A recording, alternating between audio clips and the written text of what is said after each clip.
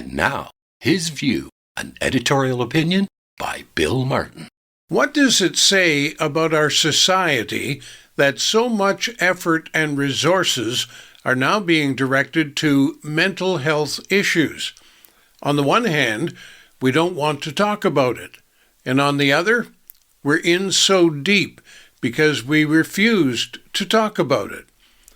When your brain is injured or hurt, your mind is weakened or uncertain, it is a medical issue.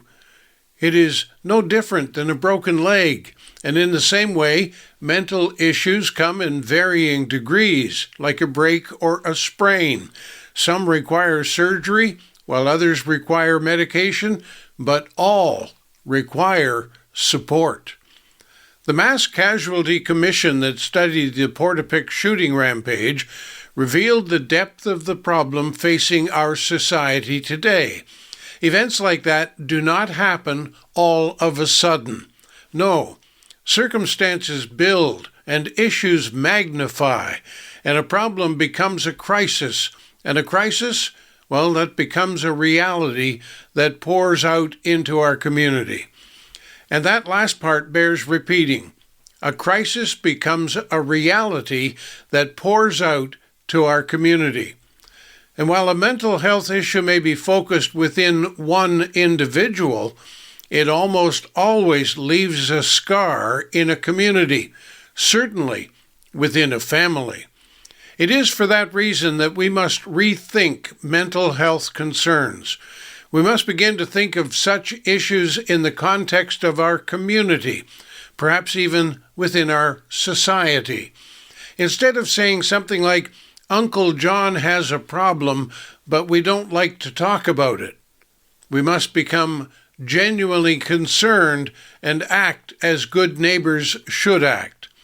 We used to deliver a casserole or some homemade bread or maybe some soup when a neighbor was down with the flu or suffered a physical ailment. Hardly any more. But why not the same when you know the neighbor has an issue of the mind? Both problems can keep a person away from work. Both issues can impact a family's ability to meet its obligations. But it is the mental health question that could become the crisis. Nova Scotia recently faced a spate of events involving what they call now intimate partner violence, arguably the culmination of a long series of smaller events of spousal abuse and other issues that stretch relationships to the breaking point. There is usually lots of early onset evidence, lots of little telltale signs that something is off kilter in a household. That's the time for neighborly action. That's the time for sincere discussion. It may also be the time to bring the matter forward, to open the dialogue with trained officials, perhaps from the medical community, social services, or even the police.